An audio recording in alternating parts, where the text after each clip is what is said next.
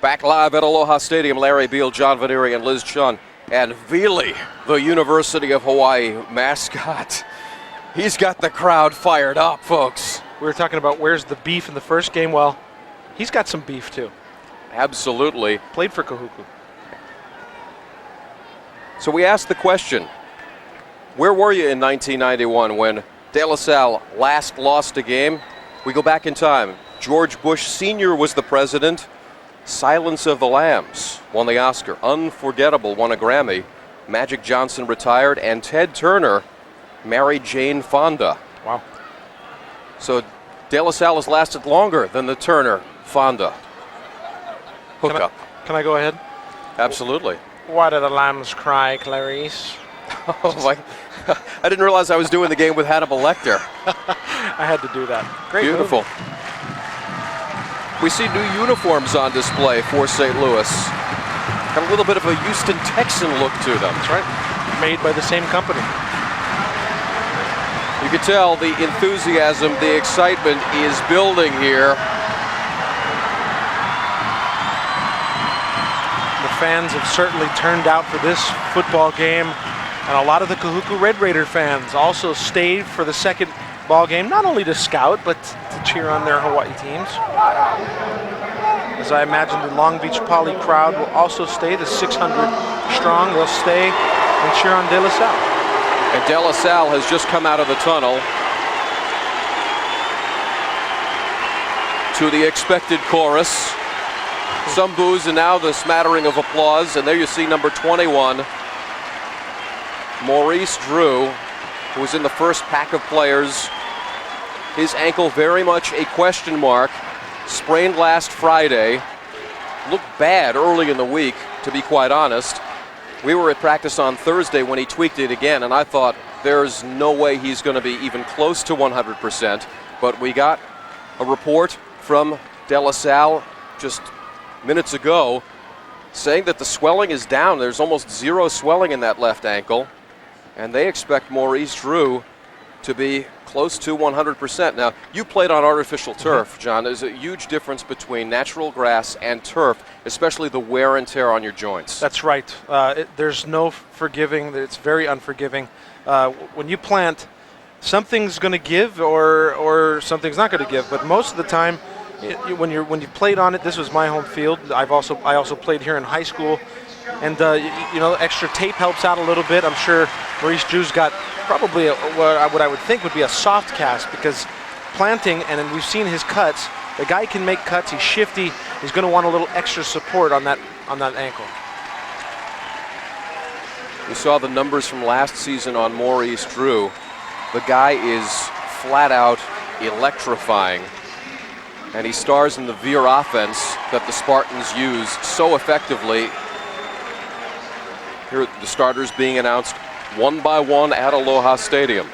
One thing about the artificial turf, it's unforgiving. The other thing, two things actually, unforgiving, and the other thing would be the guys that aren't used to playing on artificial turf, that are used to playing on grass, they're going to feel like they're about 10, they're going to feel a lot faster, basically. They're going to have a quicker step. There's a little bounce to the carpet.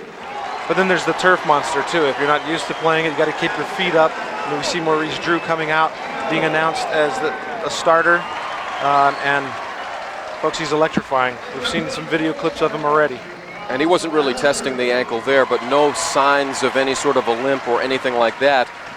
The real test will come after first contact, after he tries to make a significant cut, stop on a dime, accelerate, those kinds of things.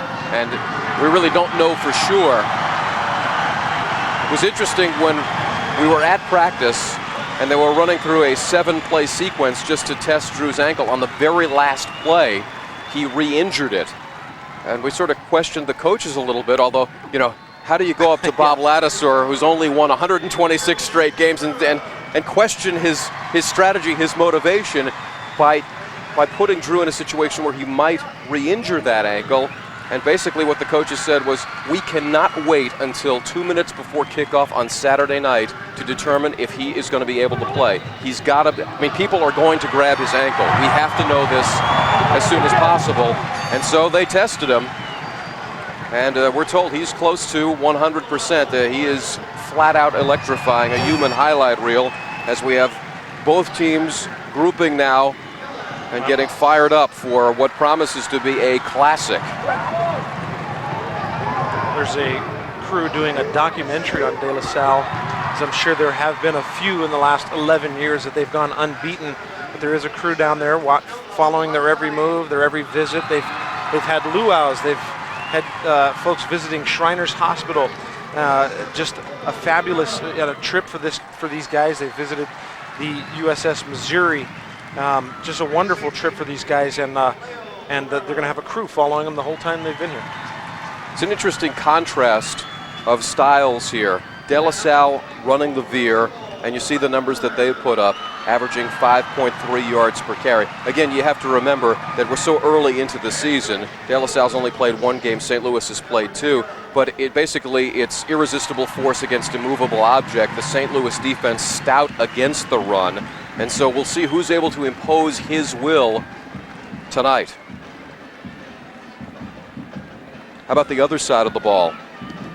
De La Salle, they hardly yield anything against the pass, and this is a little bit misleading because the team they played in their opener, Archbishop Mitty of San Jose, threw sparingly. They were basically a running football team, did not have a high-powered attack. But the St. Louis offense that we've seen for many years in the run and shoot, they'll throw the ball four wides, they'll be all over the field. It'll be very different from the first game we saw with Kahuku with a limited passing attack. St. Louis, they're going to be able to test, we think, the De La Salle defense, test that secondary. And this is an impressive number, though they're only one game of the season. You got a lot of passing yards there for St. Louis, who played Punahou 2 weeks ago. They had a bye week, an extra week to prepare for this game. But the numbers are staggering, and this is a very high-powered passing attack, a lot like the University of Hawaii here with June Jones, and expect some fireworks. Delbert Tengon in just his third game as the head coach for the Crusaders, taking over for the local legend Cal Lee. So far, so good. He's 2-0, as he was joking earlier. Hey, no pressure, no pressure at all. And Tengon matching wits with a legend tonight in Bob Ladouceur, the De La Salle head coach. Ladouceur has won 126 in a row. He really has built a dynasty in Northern California. There's so many unique aspects of this program. He's actually a religion teacher by day. And people tell you, a very intense-looking guy, too. If you think that he's a good football coach, you ought to see his religion class. You ought to sit in. St. Louis won the toss. They elected to defer. Kaeo Adams will boot it away at the 40-yard line.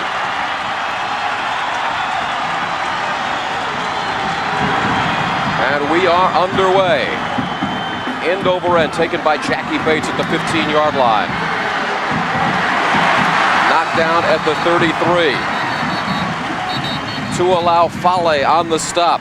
The De La Salle offense. Senior Britt Cecil gets the start at quarterback. Only his second game as the starter, so you can imagine there might be butterflies in front of a big crowd. Backs and receivers, Maurice Drew. We've been talking about him. He is the human highlight reel, the highlight reel just waiting to happen. The big question, of course, will be Maurice Drew testing that ankle. Will he be anywhere near 100%? Offensive line is led by Eric Sandel and John Chan on the left side. The explosion off the ball for these guys, their leverage and technique is really something special. There's Drew over the left side, brought down by Fale, the senior linebacker at 6'1", 230 pounds. Drew appearing to be very normal there. He was also in on the kickoff return, the second person next to Bates, and not showing any signs of being hobbled, not limping at all, and getting a carry for 5 yards on that play. Maurice Drew goes 5'7", 193. 2nd and 4. There is Maurice Drew. He's off to the races. They're not going to get him. But he trips and falls at the 10-yard line. Well, you talked about the turf monster. If you're not used to playing on turf, sometimes you will lose your footing, and that's exactly what happened right there. I have first-hand experience of the turf monster. You see him running. He does get a little tripped up and a little off balance. Pase Fiaseu with the swipe at his ankle, and still great run there. 50 yards on the pickup. 50-yard gain for Maurice Drew. I'm not a doctor, but I'm going to say his ankle's okay after that, all right?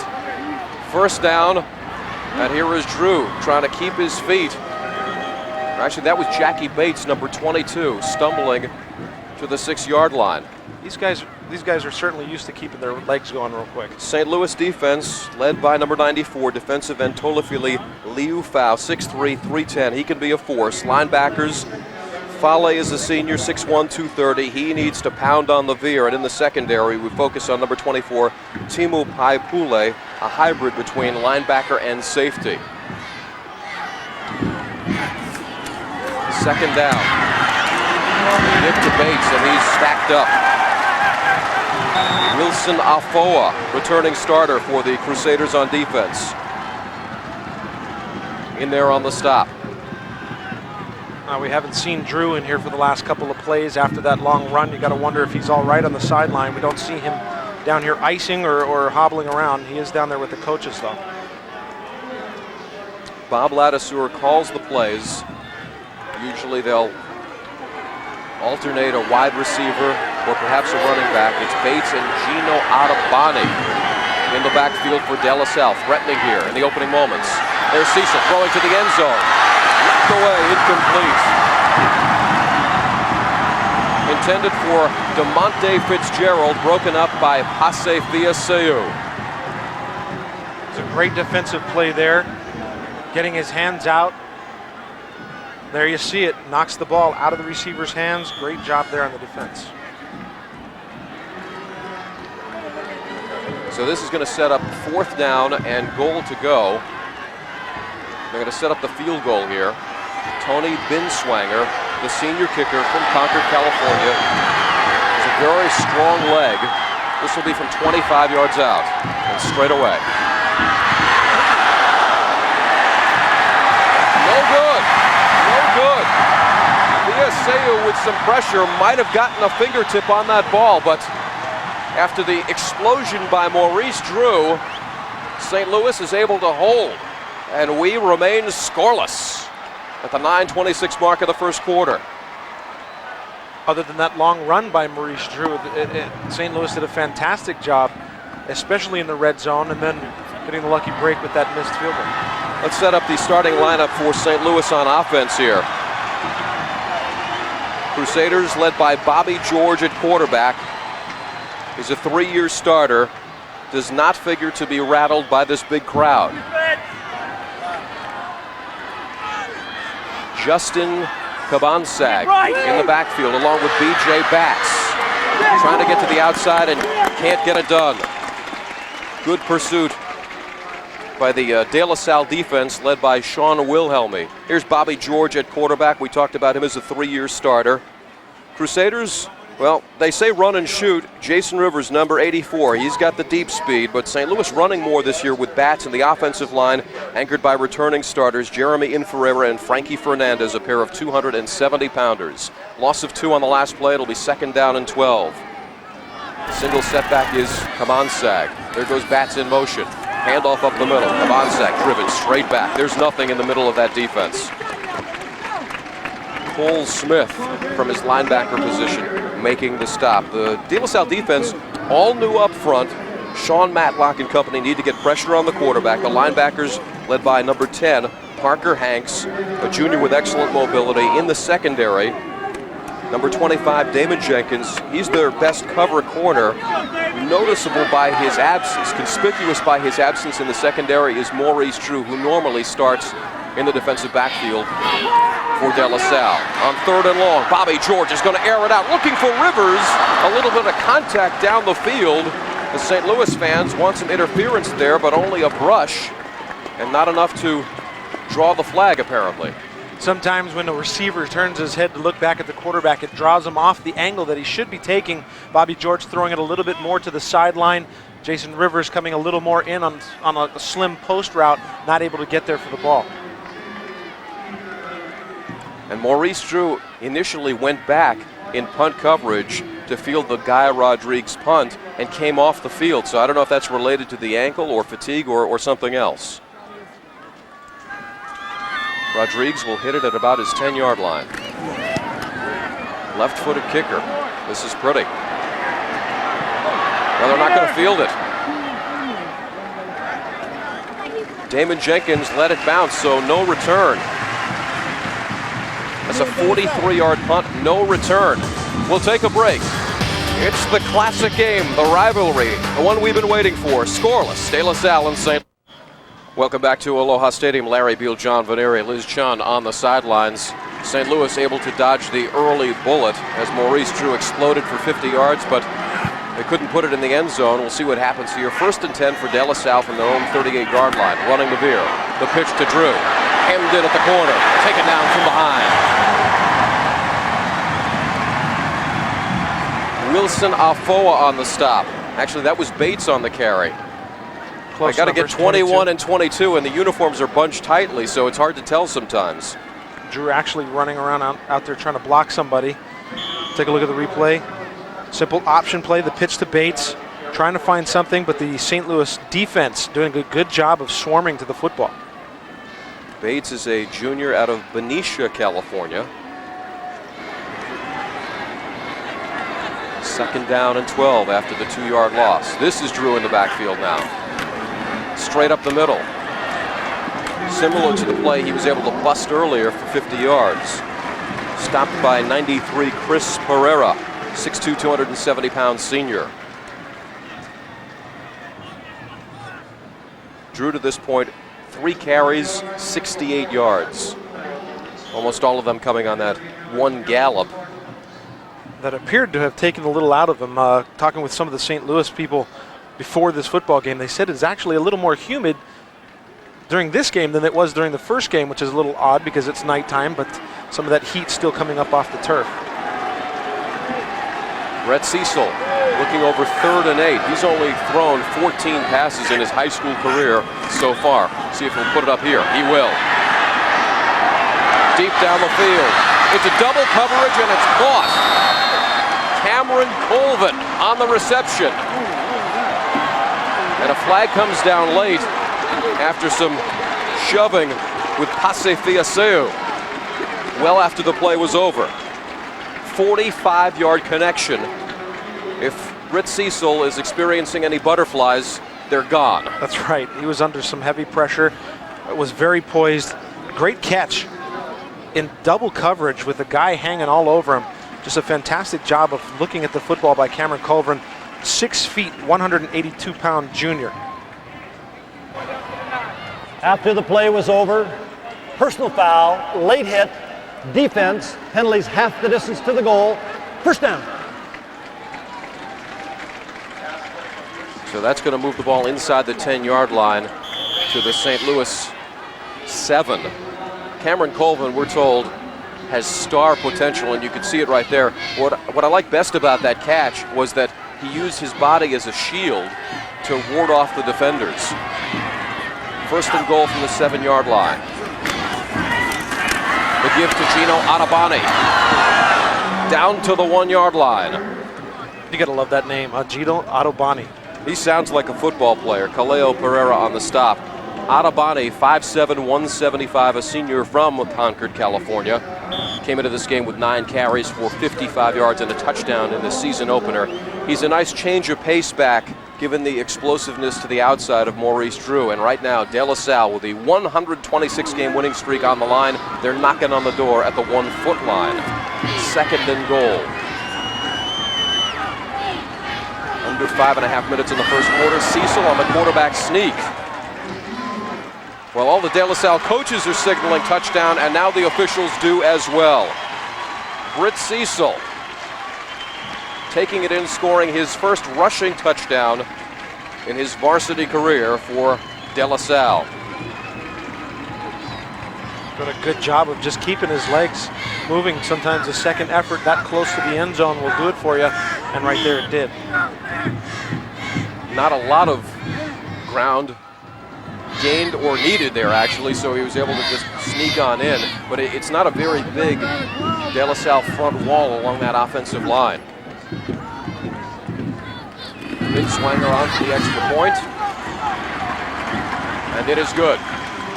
De La Salle striking with the deep ball to Cameron Colvin and then punching it in on the quarterback sneak with Britt Cecil. 7-0. You got to love the jersey number that Ben Swanger was wearing. He's wearing number 77. They said, hey, we've got a few jerseys left. We'll go ahead and give it to our kicker. Tony Binswanger got 77, but also put up that PAT, so he's a bit happy running off to the sideline. Got a real strong leg. Was up at DLS practice last week, and I'm told he's an outstanding soccer player. As is usually the case with kickers, they transform themselves into soccer in another time. 7-0 Spartans. Let's go down to Liz Chun. Aside from St. Louis's new uniforms that they're wearing for the first time tonight, there's a special decal on their helmets in remembrance of three gentlemen, James Catala, Ed Gomez, their initials there, along with number 42, and that's in remembrance of John Ciofele, a former Crusader who tragically died in a traffic accident this summer. He would have played for the University of Hawaii this year. All right, thank you, Liz. That was tragic. Here's Binswanger. Oh, I told you he had a strong leg. Almost cleared the end line. Wow. That's 70 yards on the fly. I have a feeling some college football team may be looking for Tony Binswanger's phone number if they're in the market for a kicker. It won't be hard to spot him on the sideline. He's a little guy wearing number 77. You normally see a big guy wearing number 77, but he said, I'll take it. I'll go ahead and kick for you. Right there, he kicked it out of the end zone. Now St. Louis here, unlike in the first game where we saw Kahuku overwhelm early, they've got to come up with something positive here as they line up in the double slot, the traditional run and shoot formation. This is Kabansak trying to get outside to the right, and the defensive pursuit just gobbles him up. Chris Wilhelmy on the stop. Parker Hanks also in the neighborhood. And a great job of the De La Salle defense getting over there, really just swarm tackling Kabansak. Really had nowhere to go. De La Salle doing a fantastic job of getting to the football. 2nd down and 10 for St. Louis. Up the middle. There he is again, Kabansak. Gain of about 2, and that's about it. John Chan, the senior from Pleasant Hill, California, on the stop. De La Salle right now with 114 yards in total offense. St. Louis with 2 in total offense. Take that back, 3. There was a gain of 3 on that one. Sets up a big 3rd and 7 here. There we go. Triple wide receiver to the left. Out of the shotgun is Bobby George. He's looking to the near sideline. Now the pressure comes and he floats it down the field. Now that was essentially a jump ball, just tipped away, nearly intercepted, intended for John Amano, but number 22, Jackie Bates, was on the coverage. It looked like Bobby George had a receiver open on the near sideline. If he would have let it go earlier, he might have had a shot at the first down. Yeah, I think he was trying to make up for that mistake, not seeing as maybe his primary receiver at that point. John Amano did a fantastic job of actually coming back for the football and not letting the defender, the cornerback, get the ball. Guy Rodriguez is on 4th and 7. This will be his 2nd punt of the night, and Maurice Drew is back. Oh, this is a high, booming kick. And Drew runs away from it. Well, now it comes right to him at the 40. Into St. Louis territory, lowers the shoulder, and down at the 36-yard line. Timo Paipuli on the stop, but you can see the explosiveness, the gasp in fear, if you're a St. Louis fan, every time that man touches the football. And we've got a penalty marker down on the play. He's incredible. I mean, the fans here at Aloha Stadium, the fans that are watching on TV, get a chance to see an amazing person. Above the waist, on the return team, on the run back, 10 yards, 1st down. An amazing run, completely negated by a penalty. And Maurice Drew may have tweaked the ankle right there. I should mention, by the way, he is limping. Yeah, he is limping. That the man that spotted that is part of a tandem of maybe the most overqualified spotters in the history of television in Hawaii. Derek Branch, the former University of Hawaii star, played for a while with the Buffalo Bills. And his sidekick, Craig Stutzman, another UH standout. Who also played for St. Louis. 1st and 10, that's Jackie Bates finding his way into the secondary. Paipuli on the stop. It's a fantastic job of really finding a hole, getting behind what isn't the biggest offensive line we've seen tonight, but doing a fantastic job, a very disciplined crew of making something happen. 2nd down and 3 after the 7-yard pickup. And the one thing Bob Ladouceur said was, whether Maurice Drew can go or not, we are more than Maurice Drew. Sideline pattern, it's complete. The timing is there to DeMonte Fitzgerald. Good for a 1st down for De La Salle. Jonah Lakatani, number 27 on the stop for St. Louis, a pickup of 6, and it moves the chains. 6-yard gain on the play. Nice catch, and then really a good job of holding onto the football as he's gets his legs taken out from underneath him at the hip. But he comes down with the football, 6-yard gain and a 1st down. For a team that runs the veer so effectively, they can put the ball up pretty well. 7-0, De La Salle. There is Cecil. Oh, he is gobbled up and swallowed up by Keahi Coleman from behind. Tuolau Fale also put a nice little lick on him. Stopped him at the line of scrimmage. Just a fantastic job of the St. Louis defense getting to where they're supposed to be to stop the ball from getting anywhere past the line of scrimmage. Well, in option football, you know, defensive coaches will tell you, you want to discourage the quarterback from running. Punish him. Job done on that play. 2nd and 9. Now movement up front. That was Chris Pereira who jumped into the neutral zone, and that'll be 5 yards for De La Salle, the Spartans. Encroachment, defense, 5-yard penalty, remains 2nd down. For those that aren't very familiar with the veer or the type of offense that this is, that De La Salle runs, take a look at some Air Force tapes, because they look a lot like Air Force, running option. The size of their players, very, very much like a prototype Air Force type of offense. In fact, that's one of the first thing I noticed, and we talked about at practice this week. There's a timeout on the field. 1:56 to go in the 1st quarter of play. It's De La Salle leading St. Louis of Honolulu 7-0.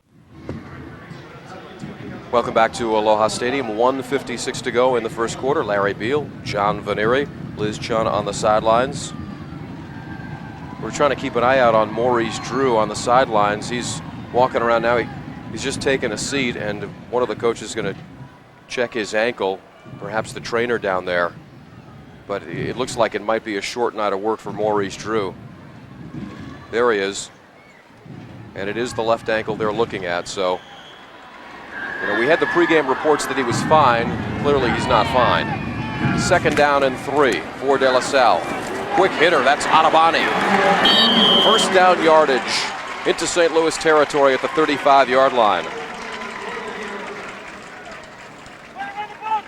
Hono Vieira on the stop.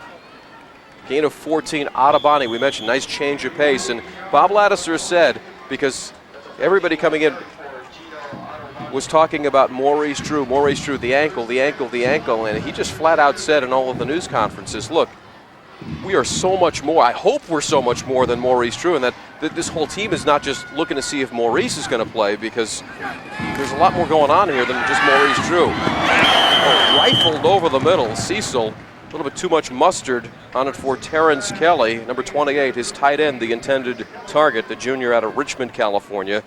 Dylan Moss and Paipuli on the coverage. So far we've seen Gino Atabani, a fantastic runner so far in this game, keeping his legs moving quick. Jackie Bates, another fantastic runner who's shown some electricity out there on the turf, doing a fantastic job. They're going to have to pick up the slack now with their franchise on the bench. Well, no, the franchise just got back on the field, 21. And he's got the ball. And they've got him. Tolifili Liu Fao, 6'3", 310-pound senior. He is an impact player on defense, and he just made some impact right there. The coaches would actually like to see him a little bit lighter. They think at about 275, 280, which is the weight he played at last year, he would be more effective. And you got to wonder, 310 pounds on a hobbled left ankle probably isn't the best thing for you. And Tolofili Liufau doing a fantastic job. If he loses some weight, he's going to be even quicker. He's got some speed to him now. Loss of 2 on the last play, setting up 3rd down and 12. Cecil sidesteps in the pocket, throwing the deep ball. Oh, it's caught by Colvin at the 1-yard line. A near interception by Jonah Lakatani, and Colvin said, "I want it, it's mine," and he took it. Wow. 30-yard pickup, and Lakatani is probably thinking, I've got the interception, it's all lined up. Take a look at the replay. Fantastic job by both players. Lakatani doing a good job of going up for the football, but man, what concentration to keep the ball in his sights and then actually catch it. And even the St. Louis crowd here is saying, wow, that was a great catch. You got to give him a hand. You talk about hand-eye coordination.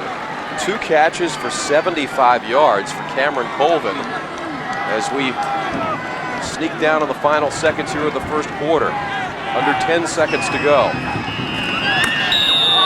A fumble, but I'm not sure this play actually counts. I think the officials blew the whistle. Well, there was a huge hit in the backfield. Offense, 5-yard penalty, remains 1st down. Boy, the delay of game penalty really works against St. Louis there, because the ball had squirted free loose in the end zone where the Crusaders could have easily recovered it. Instead, they just push it back 5 yards. Bob Lassiter, someone who keeps his players in check. He's a disciplined type coach. He's got his players really disciplined. And it's hard to see them have a delay of game penalty on the 1-yard line. Bates and Drew in the backfield. This is Bates sweeping to the right side. Touchdown.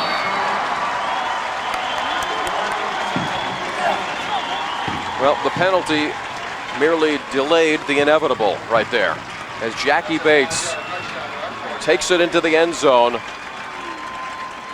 and what looked like a potential interception just sheer moments ago turns into another touchdown for the Spartans of De La Salle. And now, folks, you understand why they've won 126 consecutive games. They have talent all over the field. Extra point, up and good by Swanger. And so far, De La Salle has dominated this football game, much like Long Beach Poly did in the opener here tonight at Aloha Stadium. We're heading to the second quarter, 14-0 De La Salle. It's 14-0 De La Salle as we get set for the start of the second quarter. Here is the info on the streak. 126 consecutive wins. Last loss December of 91. Started in 92, the season opener. A couple of close calls, Mater Dei being the closest, 31-28, and 33 shutouts along the way as Swanger puts foot to leather and bangs another one here. And forget about it. BJ Batts says, let it go out of the end zone. Not going to do anything 7 yards deep in there.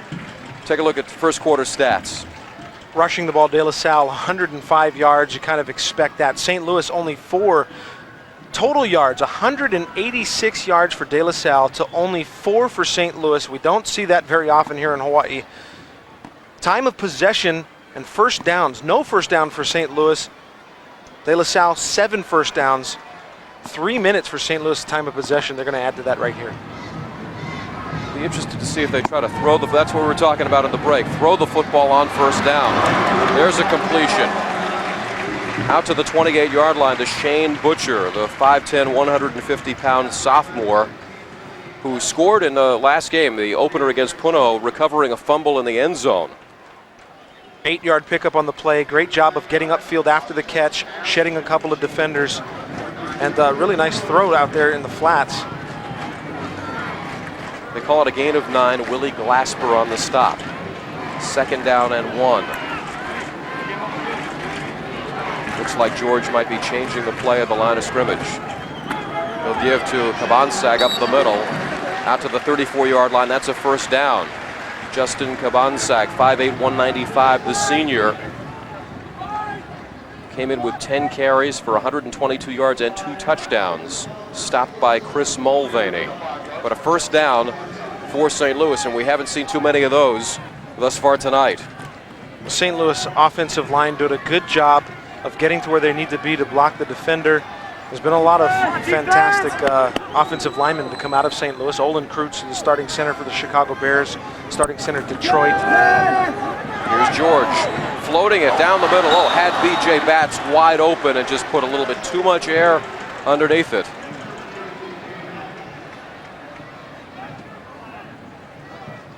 Bobby George dropping back, taking a look. Can't see anybody just yet, but tosses it over just a little bit lazy with the throw there, not putting it on the line. And B.J. Batts actually should have caught that ball. It was in his hands and right back out of it. Second down and 10. Haven't heard from Jason Rivers, number 84, split out to the left at the top of your screen. They'll give on the draw to Cabansag, and he powers his way past the 40-yard line. Stopped on the play by Cameron Colvin. Where have I heard that name before? He plays both ways, wide receiver as well as defensive back. A lot of people have questioned the arm strength of Bobby George. Not quite the Timmy Chang arm strength or even the Jason Gesser, who's now the starting quarterback at Washington State. Heisman candidate. That's right. But Bobby George trying to make something happen. They're going to have to go with 4 wide receivers now in the second. Third down and 3 for St. Louis. Here comes the blitz. Picked up for the moment. George to scramble, has running room. The pump fake has the first down and maybe a late hit as well as he gets tossed into the De La Salle bench by Terrence Kelly, and the fans here at Aloha Stadium not happy about the tail end of that play, but no flags thrown. And Bobby George doing a good job, not seeing anything in the receiver standpoint, but he does find a little bit of open space on the sideline. Of course, you don't want to see that at the end of the play, but a lot of times a defender going full speed trying to make a tackle doesn't think about where he's at on the field. Back-to-back first downs for the St. Louis Crusaders. Trying to mount an offensive charge here, down 14-0 to De La Salle from the shotgun. Here's Bobby George. Has time, throws to the sidelines, and nowhere near his intended target, Jason Rivers. Rivers has caught only 2 passes thus far this season. He is the deep threat for St. Louis. Slowed by a hamstring injury, and the coaches really felt they did not want to push him too much early in the season. He's somebody that St. Louis used a lot last year, and with his height and his speed, he was able to go up and get the football, especially in the red zone. And Bobby George now 1 completion out of 5 attempts, only 9 yards. John Amano in motion, trips to the right. They're going to throw to the left. This is Cabansag, turning it up with power into De La Salle territory. At the 45-yard line, John Chan on the stop. Cabansag, a little bit of a fumbleitis type deal in the first game against Punahou 2 weeks ago. Right there doing a good job of securing the football in traffic and then just spinning off defenders for positive yards. You know, the one thing we saw for years under Cal Lee was the run and shoot. Lots of shoot, shoot, shoot. We're seeing a lot more run in Delbert Tangon's offense. Are you surprised by that? I am, because none of the coaches have changed except for Cal Lee. Vinny Passes is still the offensive coordinator for the St. Louis Crusaders. On 3rd and 2, snuffed out in the backfield. Mike Pittori in there in a hurry to take down Justin Cabansag. It looked like just before the snap of the ball there was confusion on the defense for De La Salle. They weren't sure where they were supposed to be lined up, but it worked out pretty well for them nonetheless. And on 4th and 4, Guy Rodriguez is in to punt yet again.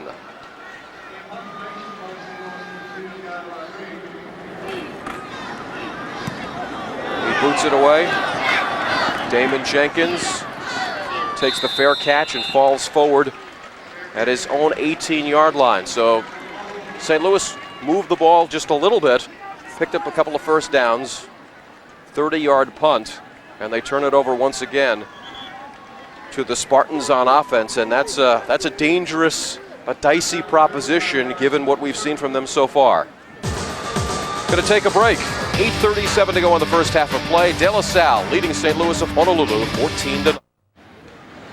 Welcome back to Aloha Stadium. Delbert Tengon leading the St. Louis Crusaders, and they've done very well against non-Hawaii foes, 17-1-1, though they've never seen the likes of this De La Salle bunch here. Inside handoff, that's Maurice Drew galloping into the secondary for a pickup of about 8. Timo Paipuli on the stop. Though the last time that St. Louis did lose to a California opponent was against Canyon a little over a decade ago, and that same team ran the veer offense. So a little connection there with the veer offense giving St. Louis a little bit of a trouble. Maurice Drew scored 22 touchdowns last year, over 1,000 yards of total offense for that man. You see his numbers tonight, 5 carries, 76 yards. 2nd down and 1 for De La Salle. Down the line comes Cecil, looking for running room, turns it up and gets the 1st down before Paipuli brings him down. Good job of the St. Louis defense covering the triple option. Cecil not really able to pitch the ball because Paipuli did a good job of covering both. Not a lot of separation there between the pitchback and the quarterback. Did a good job of making Cecil guess which way he was going. Cecil's looked pretty comfortable for a guy making just his 2nd start with the varsity, senior from Livermore, California. It's his 1st year as the starter, taking over for Matt Gutierrez, who went to Michigan, and you'll see him playing for the Wolverines, big-time quarterback. In 3 years, threw only 2 interceptions, and they had much more of a passing offense going, didn't run as much with the veer. Prior to the snap, delay a game, offense, 5-yard penalty, remains 1st down. That's pretty uncharacteristic for Coach Ladouceur. Yeah, we've talked about it. It's the very disciplined football team, much like Air Force. Ladouceur certainly not happy with any penalties that come against his team tonight. 1st and 15 for De La Salle. No pitching back. This could be a pass. Jackie Bates, has a man wide open who's got to come back for the football. The St. Louis defenders gang up on DeMonte Fitzgerald, but a better pass, and that would have been another touchdown. Timo Paipuli. You got to wonder there if Drew hasn't, Bates hasn't played a little bit of quarterback, maybe in Pop Warner League somewhere. That was a nice little tight spiral down the field to Fitzgerald. Great pickup. Nice little trickery there. Yeah, and Fitzgerald was roaming all alone in the secondary. St. Louis very lucky there, otherwise that easily could have been another 6. But the Spartans are marching. This is Bates up the middle. Tuolao-Fale wraps him up and drives him down. De La Salle certainly has their share of weapons, whether it be Bates or Autobahni or Drew. They've got a few guys out there that can do the job. And on that last play showed that they've got a few more tricks left up their sleeve with a running back throwing a pass downfield. It's just very interesting to see here early in the season. You normally don't see a high school team put that much into their playbook that early. Well, I'm told that De La Salle started game planning for this night in the spring. I mean, they were going over tape at that point, trying to come up with a game plan. 2nd and 8. This is Fitzgerald again. That's another 1st down. The 25-yard line of St. Louis. Pono Vieira in on the tackle.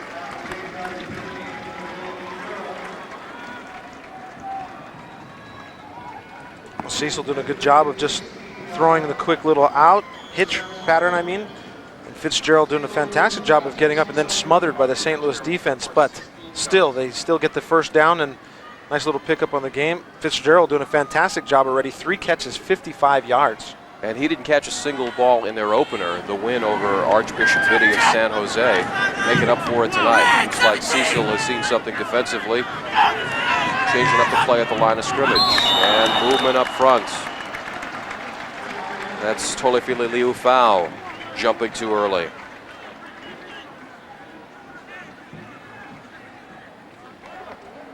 Prior to the snap, encroachment, defense, 5-yard penalty, remains 1st down. And the St. Louis defense retreats another 5 yards here as De La Salle is trying to punch it in again with a 14-0 lead here in the 2nd quarter. 5.5 minutes to go in the first half of play.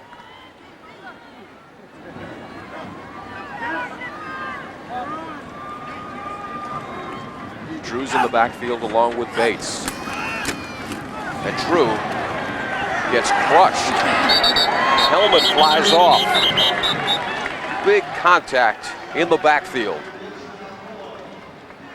Wilson Afoa with the tackle. Great job of coming up and wrapping up on Drew, not letting him go anywhere. Nice little pop there. Put Drew's helmet on the turf. Loss of 1 on the play. You don't see Maurice Drew take a shot like that very often. He's so elusive. I mean, we've been calling him the Barry Sanders of high school football. Hawaii football fans and those in Berkeley as well might compare him to Joe Igber. But he's actually better than Joe Igber. He's a Joe Igber upgrade. Little swing pass. This is Bates trying to keep his balance and surging forward close to the first down marker before Dylan Moss, the sophomore linebacker, 5'11", 220, can wrap him up. You know, just watching the replay here, you see Cecil throw the little swing pass to Bates, who's been electrifying every time he touches the football. Just doing a good job of getting upfield. And like we said earlier, it's other players are going to have to step up for Drew while he's a little hobbled. Still, he fights through his ankle injury. 3rd and 1. Down the line. And there he is, Maurice Drew, touchdown. He limps into the end zone. That was certainly a deceptive play there. And I think even our cameraman at one point didn't have him. Takes the handoff. Well, the ball almost came out It on the did. exchange with Cecil and Drew, and he limps into the end zone and a limp to the sidelines. And meanwhile, De La Salle is not limping. They're putting it into overdrive here in the first half, and pending the extra point by Swanger. Almost got to wonder what Drew would be like and what he'd be doing if he were 100%. Well, that's frightening, actually. The kick is good, 21-0, De La Salle. Looking to make it 127 in a row. There's Terry Edson. He's the defensive coordinator as well as the athletic director for De La Salle. Very intense on the sidelines, always working the refs, but there is another side to Terry. Oh my! The backside. This was at the Polynesian show the other night. Well, that's blackmail material right there. That is. Tihadi Productions doing a fantastic job of making them feel welcome. Terry did not appear to be complaining at all about that moment. Here's Swanger. And no, that wasn't a skirt. That's a lava for those of you tuning in on the mainland. And there's another kick that is not returnable through the end zone, touchback. And the scoring drive, as we look at Maurice Drew, the touchdown, the ankle obviously is bothering him, but you know what? Maurice Drew at 70%, 75%, is still a dynamic football player. A little bit of the Shaka sign there. Maurice Drew, the final touch of a 17-yard rush into the end zone. De La Salle, 8 plays, 82 yards, time elapsed 4 minutes, 54 seconds on that last drive. St. Louis has got to get something going offensively here. There's Jason Rivers with his first touch of the night. First down completion from Bobby George out to the 31-yard line. It is absolutely imperative that with 3:36 to go in the first half, that St. Louis do something positive with the football here. Jason Rivers finally getting in on the act. One of the things is both Kahuku and St. Louis, a lot of Hawaii football high school fans don't normally see St. Louis and Kahuku at this point. Expect a lot of changes by the Crusader defense, Crusader staff during halftime. Here's George throwing back to Rivers again. 2 completions in a row. And the receiver there nicely coming back for the football. A lot of their routes are comeback routes, if not deep routes, and that's mainly just adjustments made by the receivers when they see their quarterback scramble. The guy's going deep, come back for the ball right there. Just a simple little comeback to the ball, about 12 yards. Jason Rivers running to perfection, getting the ball and then trying to get back upfield. Rivers is a guy who never wanted to be a receiver, wanted to play a running back when he was a little kid. In fact, at St. Louis for a while they were thinking about defensive back and then made the conversion that seems to have worked out well. The deep ball down the field. That's caught. Shane Butcher deep in De La Salle territory, and this crowd has come to life. Great pass catch, like in the backyard. Bobby George hurling the football all the way down to the 13-yard line. Great job by Shane Butcher going up and over the defender to take that one and bring that one down for a great pickup. 52 yards on the pass catch. To beat double coverage. And this is the St. Louis offense fans in Hawaii are used to seeing. 1st and 10 from the De La Salle 13-yard line. George floating back, throws it to the sidelines and dropped. Sean Kalenamoku, the sophomore, unable to pull that one in. And really, that play was open a lot sooner. Bobby George trying to go a little deeper than just the little flat route, the arrow route. And he's got to get it there a little sooner if he wants to have that picked up. Still, should have been caught, should have had another 3 yards on the play. We're seeing St. Louis open it up offensively a little bit here late in the second quarter. 2:09 to play in this first half. 21-0 De La Salle. From the shotgun, this is George. He'll give it to Batts, hemmed in. Well, he did a lot of work just to get back to the line of scrimmage. Parker Hanks finally able to round him up. B.J. Batts has some shiftiness to him. Able to make a little something out of really nothing. Like you said, he was hemmed in. So much penetration up the field, he really had no chance to do anything with it. Getting hit from every direction, he was still able to get 1 yard. We got a timeout on the field now with 1:48 to go in the first half. De La Salle 21, St. Louis nothing. So give me your impression so far. This is the first time you've seen these guys live in person. I'm very impressed. Because of their discipline, I knew already that Coach Ladouceur has these guys disciplined, well conditioned, obviously, because this is a little more humid than I'm sure they're used to playing at night. And the crowd, they've been very mature about it. They've shown great sportsmanship, great athleticism. I'm sure the fans here in Aloha Stadium, a big crowd for a high school game, is impressed with what they've shown on the field so far. 21 points, all of them pretty exciting. Still, I'm sure there's a little surprise by Kahuku fans, Hawaii high school football fans in general.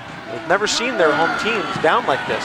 These are two teams, St. Louis and Kahuku, that have generally dominated their leagues for years.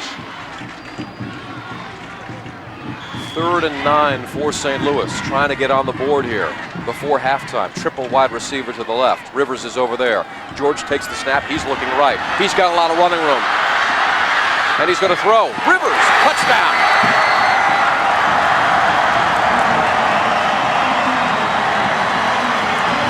Jason Rivers started that play, split wide to the left, came back all the way, dragging across the field, open in the right corner of the end zone. Bobby George doing a fantastic job of actually pretending as if he was going to run it upfield. He had a little bit of room, and then some defenders closed in on him. He stepped back, threw the ball, a lot of poise, patience, got it to Jason Rivers for the touchdown.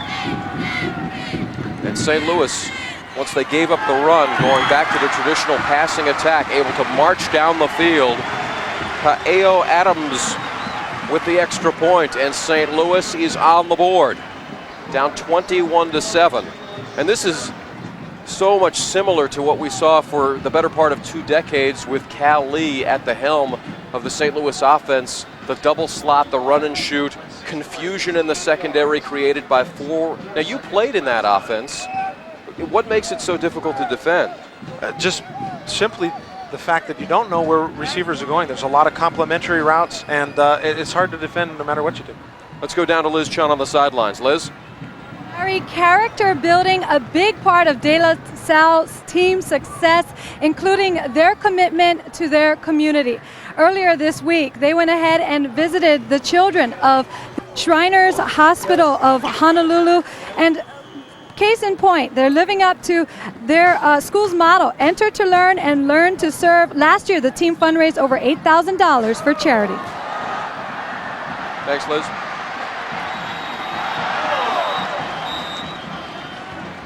That was just a basic squib kick, and Bates was not able to get a handle on it. It actually rolled all the way back to the end zone and then out of the end zone for the touchback after he had touched it. Near disaster there. Exactly. A loose ball all the way. 1:39 to go in the first half. St. Louis has a chance to grab momentum right here. They've scored, moving offensively effectively for the first time tonight. And now we'll see what they can do defensively against Maurice Drew and company. There's Drew up the middle for a gain of about 5. You know, they've shown they can pass the football, but they've been real hard to the running attack. You wonder a little bit why St. Louis doesn't move a few more defenders up, with four defensive backs dropped back quite a ways, almost expecting Drew to get the football. Might want to close the gap a little bit and help the linebackers out a little bit with some tackling. 2nd and 4, Cecil to throw, looking to the sidelines, complete and stuck. That's Chris Wilhelmy. And he had Jonah Wakatani in his face right now. But good enough to move the chains for a first down, so some poise shown by the Spartans of De La Salle. They'd like to punch one more, widen the gap here before they go in at half with less than a minute to go in the first half. Spartans with 12 first downs as opposed to 5 for the Saints. First down and 10, 45 seconds to go in the first half. Fitzgerald in motion, Cecil to throw. On the roll, now he's going to keep it. Out to the 40-yard line. Kaleo Pereira, the free safety, the senior on the stop. But a gain of 7. And the clock continues to roll at 24 seconds and counting. There was actually an open receiver on that, but Cecil wasn't able to find him in time with linebackers dropping into coverage. Great blocks in the play for Cecil to get upfield. Would have rather passed it than ran the football, and the clock winding down to 0 here in the first half. And they don't have to run another play, so they're just going to walk off the field and head to the locker room at this point. 21-7, De La Salle and Maurice Drew putting on quite an offensive display early. St. Louis answering late to make a game of it. De La Salle with the lead, 21-7. Coming back to Aloha. Welcome back to Aloha Stadium. Larry Beal, John Vanieri, and Liz Chun as St. Louis got behind early, down 21-7 to the Spartans of De La Salle, starting to show life just before halftime. We'll take a look at the first half highlights, and in a flash, this crowd learned all about Maurice Drew as he scampered on a 50-yard touchdown run to set up Gino Arabani. Well, actually, it was the quarterback sneak that preceded Arabani's run. That was the first touchdown. And it was 7-0 De La Salle. Here's Jackie Bates. Kind of a nice tandem for De La Salle. Little yin and yang as he took it into the end zone there. And here is the man, Maurice Drew. Bad ankle and all, giving the Spartans of De La Salle a 21-0 lead, and St. Louis unable to do very much offensively until Bobby George hooked up with his favorite target, Jason Rivers. George buying time, Rivers really key on that drive as we take a look at the first half stats, and 21-7 the score, De La Salle leading. Look at the difference in total yards, all De La Salle, 285 to 114. First downs at the bottom of your screen, 12-5 in favor of De La Salle, and time of possession, John, is almost 2-1. Now what's got to hurt is a veer offense with more yardage passing than a run and shoot offense. You know, something's wrong there. Hopefully they get the idea that what was working for them right before the half was the pass, and they go back to that. Well, I got to believe, especially after we saw Cal Lee, who was the architect of the St. Louis dynasty. And there's Cal looking over the first half stats going, hey, what's going on here? We were not throwing the ball that much. I think a lot of people are surprised that even hobbled on a hurt ankle that Maurice Drew is able to do what he's done. They have only heard the myth, the legend, then they see it put on the field here, and he's simply amazing. He's not even 100%, and he's able to get himself into the end zone, run 50 yards, and just be simply amazing. Yeah, and Cal Lee actually went up last week to De La Salle and did a little first-hand scouting for his coach, Delbert Tangon. As we get started with the second half, De La Salle kicking off. Vince Swanger, that's B.J. Batts in the end zone. You know, you can't even think about running a kickback. Special teams is almost not even a reasonable weapon with Ben Swanger the way he kicks, because he drives the ball so deep. You come out, you don't have a chance to get anything better than a start at your own 20-yard line. And he's a great weapon. He kicks it so high that it allows his defenders to get down the field much quicker. You really don't want to return it. You almost want to take it at the 20 for fear of not getting it out that far. Right. 1st and 10 for St. Louis. They showed some life just before halftime, going to the passing game. Run and shoot formation. Here's Bobby George throwing on first down. That's complete to Shane Butcher.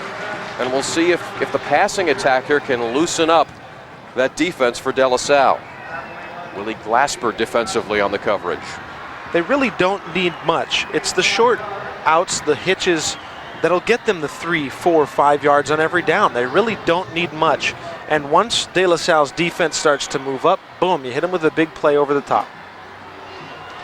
3 receptions for 61 yards for Shane Butcher, setting up 2nd down and 5 from the 25-yard line. Now there's movement.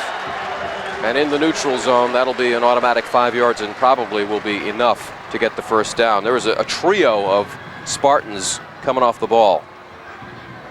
Prior to the snap, encroachment, defense, 5-yard penalty. First down. Number 45, Chris Mulvaney in the neutral zone there. And you can see guys jumping all over the place. As disciplined as De La Salle is, St. Louis was actually disciplined to not jump on the hard snap or hard cadence by Bobby George. 1st and 10 in the shotgun. Here's George. Throwing to Rivers. Looked like a little early contact there, but no flag forthcoming. And really, so that there's no question, Rivers needs to do a better job of coming back to the football. He's a great receiver, and he's in double coverage. He needs to come back to the football and go and get it instead of waiting for it to come to him. 2 defenders on the play there. He's got to go back and get it. Damon Jenkins, there he is, number 25 on the coverage. From the De La Salle perspective, Jenkins would say, look, I'm just as entitled to try to pursue the football as the receiver is. They're both kind of jousting for it. 2nd down and 10. George looking, has a man wide open. This is Batts at the 34-yard line and spins down to the 37 or 38. You can see the enthusiasm there as one of the offensive linemen actually ran over to pick up his man. You asked earlier what the difficult part about covering this offense was. Well, it's complementary routes. When you've got 2 outside receivers, a slot back and the wide out, running straight up the field, and you've got one coming underneath, you don't really know, as a safety, you don't know which one to cover. Do you go deep or do you stay in the flats? There they allowed the shorter route to go. 3rd and 3 for Bobby George. Under center, looks like De La Salle's going to come with a blitz. Here they come. George throwing to the sidelines, incomplete. It was intended for John Amano. Good coverage by Jackie Bates. And George did not have much time. At some point, you want to throw the football down the field in a number of plays, but then at some point you've got to keep them in check with either a draw play or a running play.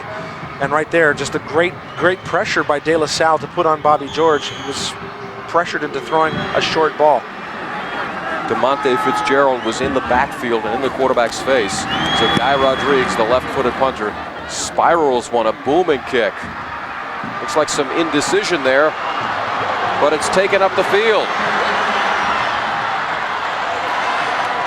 Huge return on the play by Damon Jenkins, all the way down deep into St. Louis territory to the 31-yard line. Wyatt Williams on the stop, but Damon Jenkins with room to roam for 40 yards. was a 42-yard return on a 40-yard punt. Just a great job of getting upfield, making a bunch of guys miss, and then putting one guy on his back.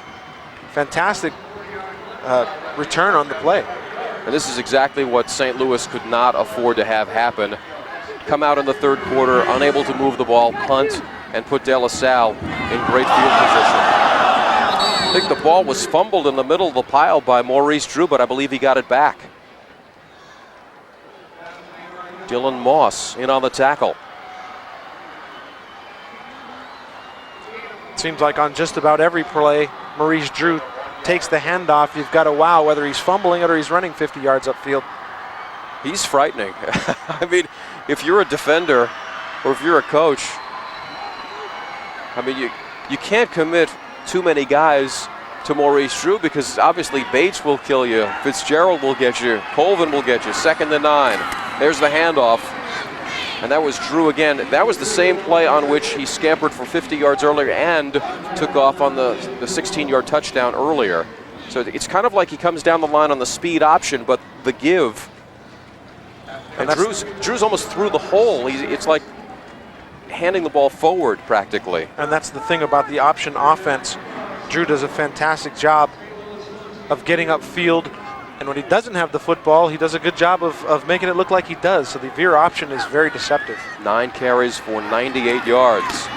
3rd down inside handoff. That was Bates to the 25, and I believe that'll be enough for the 1st down. He's very close. 3 yards to go, a 4-yard gain. He's got it. And De La Salle doing a fantastic job of just pounding away. Little counter there by Jackie Bates getting upfield for the 1st down, and that's all they need. Now they're just inches away from the red zone.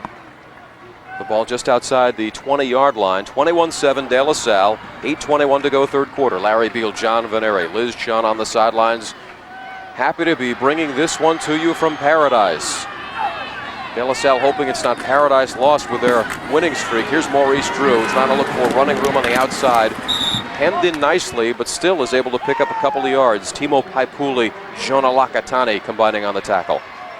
And you can really tell that Maurice Drew is not at 100%. Trying to turn the corner, take a look here, takes the handoff, then finds out that he's got to go outside a little bit. He just doesn't seem to have that plant and get upfield type action because of that ankle. Still 10 yards average on the carries. 10 carries, 100 yards even. He's got scholarship offers already from Wisconsin, Colorado, Washington State. I'll tell you what, if I'm a Dallas coach, Cowboys. yeah, right. 2nd and 8. Cecil pumps, looks right, throws left into the end zone. Incomplete. Hase Fiaseu on the coverage. I'm sure some of the De La Salle people are thinking face guarding that should be pass interference. There was no contact over there, however. Passe playing basketball there. A lot of people don't know that Delbert Tengana is also the St. Louis Crusader head basketball coach, and it looked like he had the full court press going right there for Passe Fiaseu, 6 foot, 190-pound senior defensive back. It was intended for DeMonte Fitzgerald. Sets up 3rd down and 8 from the 18-yard line of St. Louis.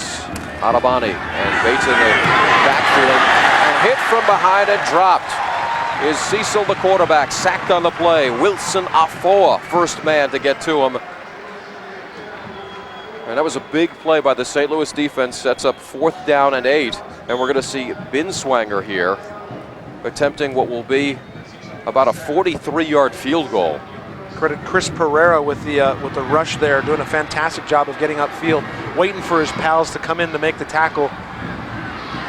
Let's see if De La Salle can put 3 more points up on the board.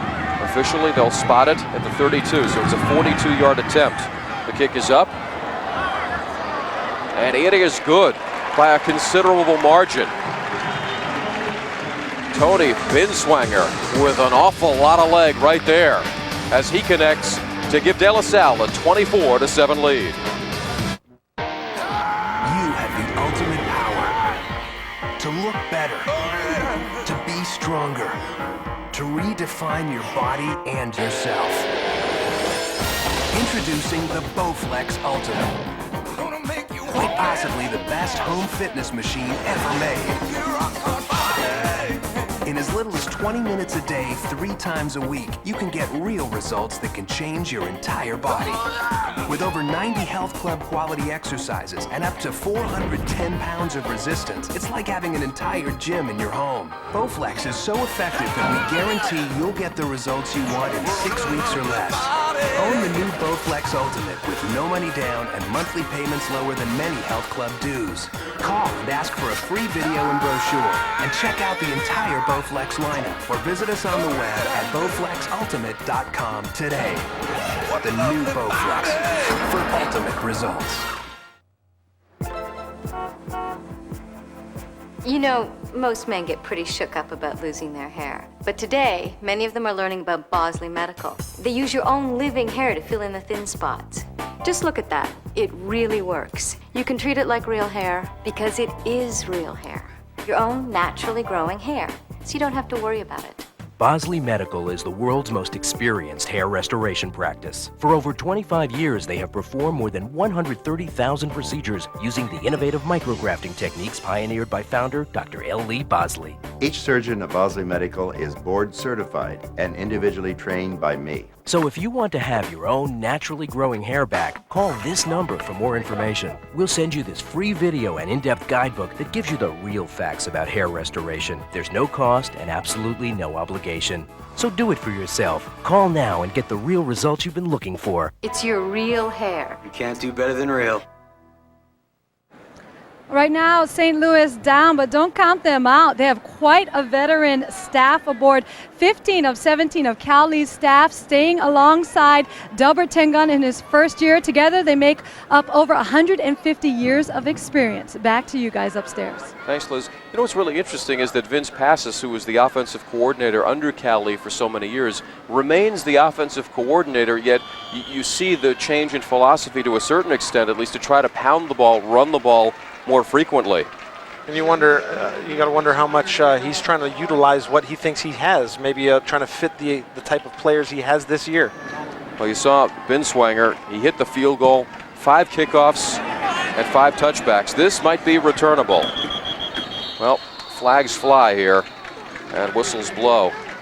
Actually, I believe if you catch it in the end zone in high school, I believe that is an automatic touchback.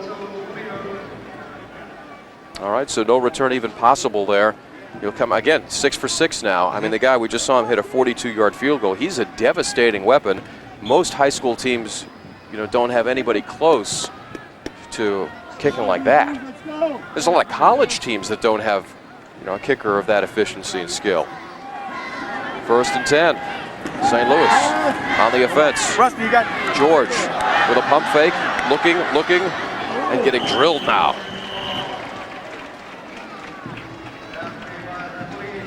Terrence Kelly, who plays tight end as well as linebacker, and he had Bobby George lined up. Yeah, and coming up to make sure was Parker Hanks, tight end / linebacker, 6 feet, 208-pound junior, coming up to make sure that Bobby George was not going anywhere. Yeah, Bobby George there, he's not going to beat you with his legs. Triple wide receiver to the left for St. Louis. Looking for Jason Rivers on the stop and go, and then he comes back for the football at the 25-yard line. And driven to the turf at the 29. Matt Cavanaugh driving him down. Jason Rivers was actually sitting there waiting for a few seconds for the football. Bobby George looking for the long ball. He's got to get it out there a little quicker, give Jason Rivers a chance to get upfield instead of letting their defense get back into coverage. On 3rd and 1, the quarterback sneak for St. Louis and Bobby George. And he's got the first down to keep the drive alive, keep the chains moving. Down 24-7 here is St. Louis of Honolulu. This is a big night for all of the teams involved.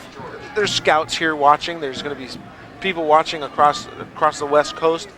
A lot of these guys want to play more football in college, and this is a great opportunity to showcase their talent in front of a national audience. From the 31-yard line, out of the shotgun. Going down the field for Rivers, who has a step. He's got it at the 40-yard line. Won the jump ball with Damon Jenkins. A little bit more air on that, and he's off to the races. That's right, Bobby George put it on the line. Jason Rivers doing a fantastic job of just getting up the numbers and then going up for the catch with a hand in between his arms. Good job of coming down with the football. A 29-yard pickup on the play. Rivers split left at the bottom of your screen.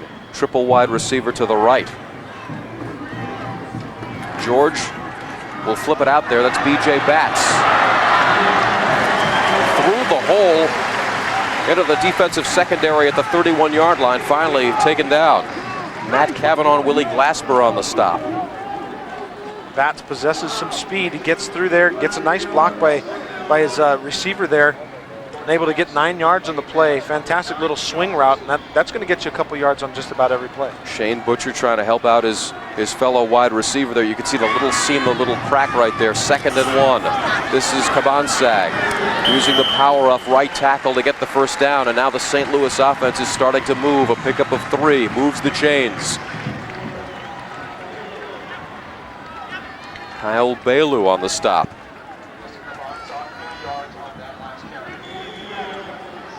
.410 and counting left in the 3rd quarter. Game 2 of our doubleheader. This is a game that's been years in the making. The powerhouse from the West Coast against the Hawaii power. Cabansag, tripped over his own man in the backfield and stumbles down. Chris Mulvaney there to apply the seal. Cabansag trying to get outside, gets tripped up, might have been able to get away from the defender, but still there were players there to stop him at the line of scrimmage. He ran right into the back of Frank Fernandez. Little swing route. Oh, B.J. Batts is hit. Loose ball. And I believe De La Salle has come up with it. No. The first official signal says St. Louis. And Batts is down on the turf, as well as a De La Salle player getting up a little slow. But Batts took a hit by Damon Jenkins, who came up with all of his body weight and the momentum and just laid the hat on him. Take a look right here. That swing route wasn't going anywhere. Jenkins comes up and puts his helmet right in his rib cage. You got to wonder if he's not either feeling the pain of the helmet or maybe lost his wind. We hope it's the latter of the two, because then he can catch his breath and get back in the game. But Damon Jenkins coming up and laying some hat. Well, it's good that he's up and okay, apparently. He'll definitely feel that tomorrow. Put some ice on it. I think he's feeling it right now. Yeah, I'm sure he is. Yeah, but in the type of game that this is and the magnitude that it is, sometimes you just got to suck it up. Well, St. Louis able to retain possession somehow. It looked like a gang of Spartans surrounding the football. But they were able to come up with 3rd and 12 on the shotgun. Bobby George. Rivers split left. George throwing in the seam. That's John Amano. Surrounded by 4 De La Salle defenders. A late flag comes in at the end of this. He was driving close to the first down. Cameron Colvin among the quartet of De La Salle defenders, a pickup of 14. Very gutsy throw here in coverage with defenders there, but Amano making a fantastic catch, keeping his eye on the football and then really trying to motor his legs for the first down. Let's see what the penalty is. Face mask. Bill McCabe, part of our split crew, working game 2 of our classic doubleheader at Aloha Stadium. Incidental face mask. Defense, 5-yard penalty. First down. 5-yard penalty for incidental. If it's flagrant, it's a 15-yarder, but it gives St. Louis the first down. And they're driving at the 11-yard line. And they've lined up big number 94, Tolefili Liufau at fullback. You talk about a power formation. The give, Cabansag inside the 10-yard line to the 9. At 310 pounds, Liufau, all he's got to do is lean forward, and there's going to be a hole there. You know, but you mentioned this, even though the De La Salle Spartans are smaller, they swarm to the football. They're so disciplined. They know exactly what they have to do. They're quick, too, because they are smaller. they're able to fill the gaps and just really get to where they're supposed to quicker. Liu Fao again, lining up at the fullback position. Oh, this is power football here. Driving down to the 1-yard line, it's B.J. Batts back in the ball game. Shook off that tough hit earlier and surges for 11. First and goal, St. Louis at the 1-yard line. Kyle Boao on the stop. Fantastic effort by Batts, getting upfield, seeing a hole and then spinning off of his own guy, trying to make something happen, getting all the way down to the 1-yard line.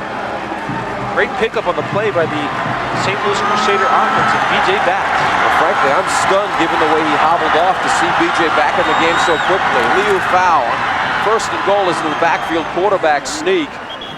And no signal at this point. A huge pileup inside the 1. If I were Bobby George, I'd tell Liu Fao, you go ahead first and I'll follow you. The crowd starting to stomp their feet a little bit here at Aloha Stadium. Nope, they just spotted down inside the 1. It's right about the 1-foot line. As we've got 1:41 and ticking on the clock here in the third quarter. Quarterback sneak again, you figure? Even better, I'd give it to Liu Fao.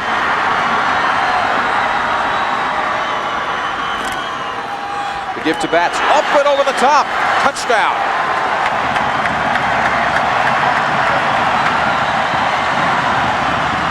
B.J. Batts. Or you give it to B.J. Batts up and over Liu Fao. I'll tell you what, you got to work just to get up and over Liu Fao. Still credited the De La Salle defense doing a fantastic job on goal line, really putting a lot of being stout there in the goal line. But when you got some big fellas there, 310 pounds, you got going in front of you, it's almost hard to stop them from the inch mark. A.O. Adams line drives it home right down the middle. We have ourselves a football game, everybody. St. Louis right back in it, trailing 24-14, but momentum on their side. We're coming right back to a look at that scoring drive, 13 plays and 80 yards, capped off by a soaring B.J. Batts. B.J. has hops. Not wings like a bat, but B.J. Batts has hops. Sorry, I'm trying to get a little cute there. 1:23 to go in the third quarter. They are feeling the high, though, soaring like the birds here because they are back in it. Squib kick, once again, taken by one of the up men. And look out, there's the scene. That's Damon Jenkins off to the races. Cut back, tripped up at the 33-yard line. Otherwise, he was taking it to the house. A 38-yard run back. And you got to wonder why you squib kick it. You want to try and pin them back deep in their own territory and make them work for the yardage. Instead, they've started every time with the football in great field position. Just tripped up on the play. Damon Jenkins possessing a whole lot of speed. And Jonah Lakatani saved a touchdown. I'll tell you what, the kicking game, just the difference with Ben Swanger on one side is huge. It's enormous because look at the starting position here. 1st and 10. The give off tackle. The ball is loose. Drew coughed it up, but we'll see who recovers. Timo Paipuli ripped it out. And we'll see. That's De La Salle. They have got the football. We've got That's Steve Fujimoto. We've got a hurt St. Louis Crusader on the field, number 24, Timo Paipuli, also down on the turf right now. Trainers tending to his injury. Good job to pull that thing in. Good presence of mind. It appears he's being stretched out a little bit, might have a cramp. They're stretching out his toes, calf cramp, hamstring cramp. There's Bob Ladouceur, #1 in the nation. The winning streak that goes back to 91, 10 undefeated seasons and 4 national titles. So you talk about a resume. You know, he's been at De La Salle so long, but you got to wonder, he's got to have a chance to coach college. I'm sure teams and other coaches are general managers even for the NFL, I'm sure, are saying, hey, you ever think about coaching somewhere else? Well, I'm told that Bill Walsh actually made an overture when Walsh went back the second time around to coach at Stanford, and Ladouceur considered it, but then told some friends, you know, I'm not sure I like football that much that I just want to devote my entire life to it. We mentioned at the top of the broadcast he's a religion teacher, and by all accounts he's a great teacher, and he's a great molder of young men. And traditionally, it's not just the head coach that has the 126-game win streak. It's the school, it's the community, it's his assistant coaches, it's the players in the past that have contributed to such a huge record, a huge streak. They averaged 48-9 scoring, and De La Salle has done a tremendous job. They've scored 30-plus points. Their opponents only 2 times have scored more than 30 points. Look at the bottom of the list there, 33 shutouts. Unbelievable, unbelievable. Not only can they do it on offense, but they can do it on defense as well. Paipuli was helped to the sidelines. And so play resumes here. 2nd down and 1 for Britt Cecil and the Spartans of De La Salle. Atabani and Bates in the backfield. Looking for Cameron Colvin. In and out of his hands. Lakatani on the coverage. It's one of the few times tonight I can remember a ball that Colvin did not come up with. I mean, he was catching balls everywhere, but tipped balls and drilling people in the secondary.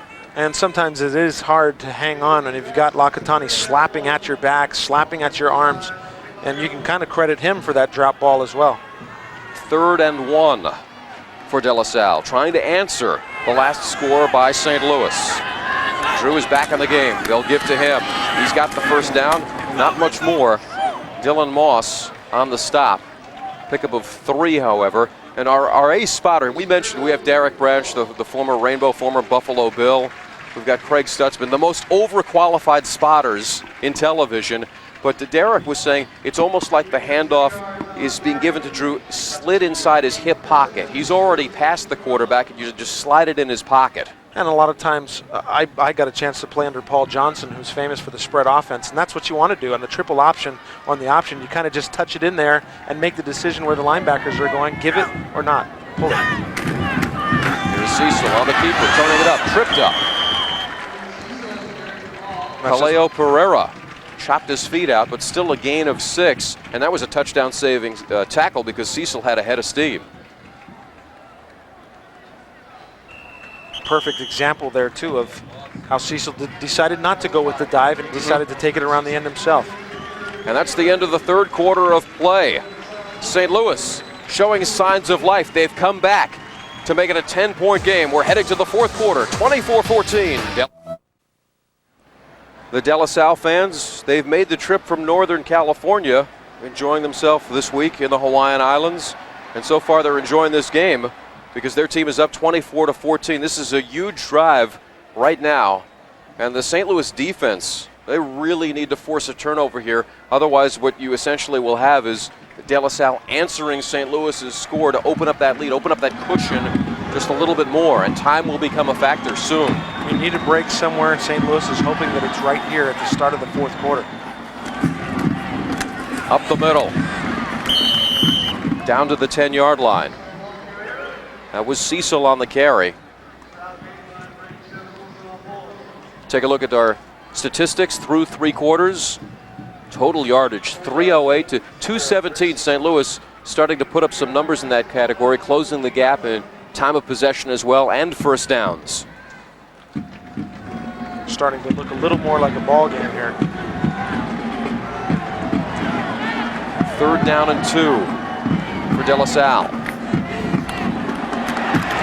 Driven back. Dylan Moss on the stop. And that was Gino Atabani. I'll tell you what, I'm really impressed with Cecil because I'm having a really hard time figuring out whether he's giving the ball to the fullback or keeping it himself. And on that particular play, he faked it around and actually laid a fantastic block, drilling one of the defenders. You just miss him outside of that camera, but he did a fantastic job of actually making like he was going on the option around the left end and then planted a defender. 4th and 1 now, and De La Salle is going to go for it. And the crowd comes to life at Aloha Stadium. Down the line. That's a first down and more. Maurice Drew on the carry. Fale and Pereira on the stop. So St. Louis, they had an opportunity to deny the Spartans on 4th and 1 and could not do it. And you talk about the crowd coming alive tonight. Tickets issued for this historic doubleheader, 29,993 tickets issued through the turnstile, 27,811. Fantastic crowd, not a record-breaking crowd, but the fans that did show up are getting their money's worth. First down and goal to go from the 8-yard line. Inside, the handoff. That's Adabani with the legs churning. Down inside the 2. This guy's a hard worker, like a machine. You talk about his legs keep going, they don't stop. Even when he's hitting the ground, he just keeps motoring through, trying to get every little inch he can. It's a fantastic runner. Fale Laeli on the stop. They spot it down at the 1-yard line. You know, we came into this game talking Drew. It's obvious that De La Salle has so many weapons. 2nd and goal from the 1. There's Drew on the handoff, and he's not going to get there. Stacked up at the line. Great second effort, just not enough to get over the goal line. And in that kind of pileup, you wonder about his ankle and how much pounding he can take right down there. Trying to spin, trying to come off of defenders. Take a look. Pounds his way in, tries to cut back, just being grabbed. And as you're trying to push your way through to the goal line, you're right, there's a lot of pressure being put on those ankles. Chris Pereira at the bottom of the pile. Drew is staying in the game, so apparently he's fine. 3rd and goal to go. 3rd down and goal to go. It's Drew and Adabani in the backfield. There's the handoff into the end zone. Adabani, touchdown. So De La Salle able to answer fire with fire. St. Louis marched 80 yards down the field. And De La Salle able to take advantage really of a short field after that kickoff, the squib kick that Jenkins was able to run back so beautifully and take advantage of that short field and drive another touchdown in. Here's Swanger now. What a talent he's displayed tonight.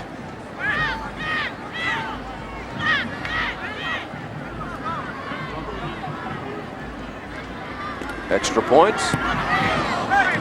Punches it up and good. 31-14 with 8:41 to go in the 4th quarter. Coming right back with more at Aloha Stadium. And just when you thought De La Salle could not break another record, well, they have. Their website, DeLaSalleSports.com, has had 750,000 hits this month alone, and counting, because they're expecting a lot of people to go ahead and check their website come tomorrow with the final of this game. Yeah, you're right. You know, it's a late night on the West Coast. There's another kick by Swanger. And forget about it. Boy, that guy has been impressive, booting the ball from the 40-yard line repeatedly. There's not one kickoff tonight. He is a weapon. The field position story is a huge part of this game, John. That's right. St. Louis has started just about every possession on their own side of the field, deep in their own side of the field. De La Salle, on the other hand, has started in very good field position every time they've taken the kick. Let's see if St. Louis can answer here. 1st and 10 from their own 20-yard line. Yet again, their own 20. Bobby George is throwing the deep ball. He's got a man out there. It's intercepted. Picked off. That's Willie Glasper. Returning it back to the 42-yard line. It was intended for Shane Butcher, who had a couple of steps, and the ball just slightly underthrown. What a fantastic catch by Willie Glasper. Just sticking his hands out at the last minute And he was actually 2 steps behind the receiver, but just did a fantastic job of stretching out and making the catch.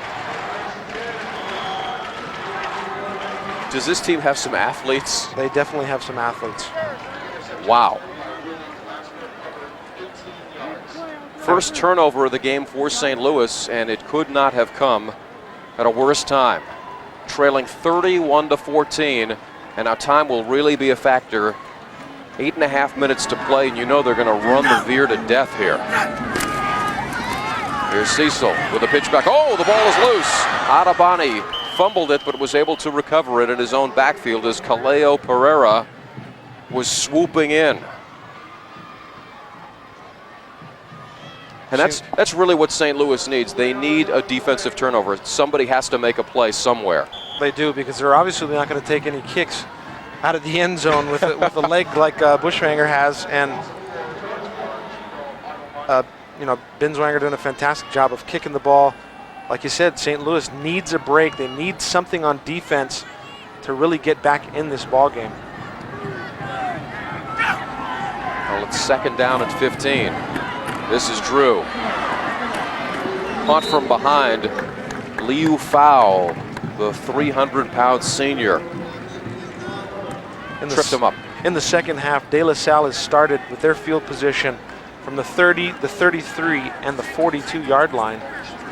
The math is simple. You don't have to go very far when you start that far out of your own end zone. Still, these athletes are putting up tremendous numbers just because of the way they are, the way they're playing. They're doing a fantastic job.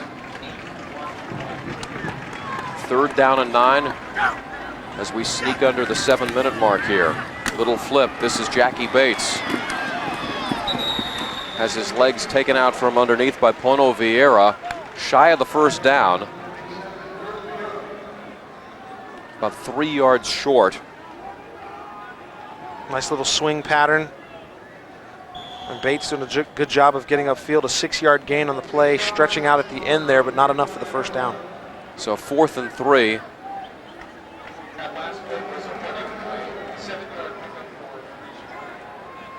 Binswanger is out. And he's going to Are you attempt kidding a me? field goal.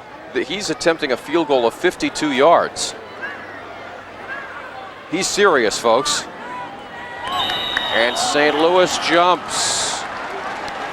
Tole Fale Liu Fao. Little payback for earlier in the game when St. Louis was trying that a little bit with the hard cadence that time.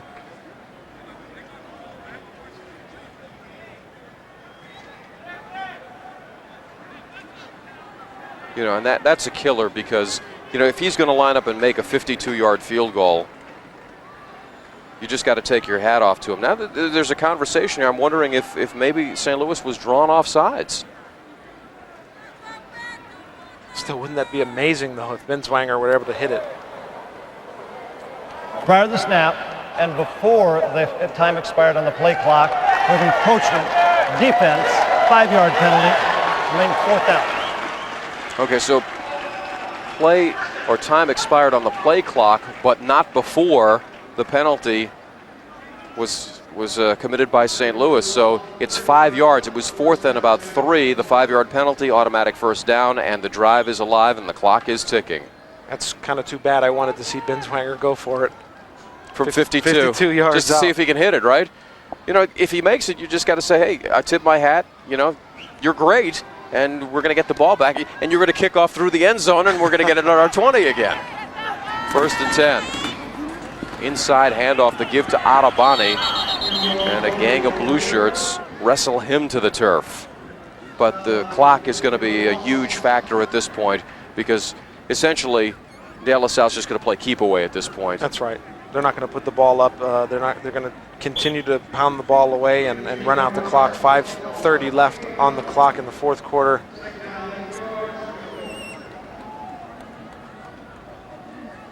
So much to do, so little time to do it in for St. Louis.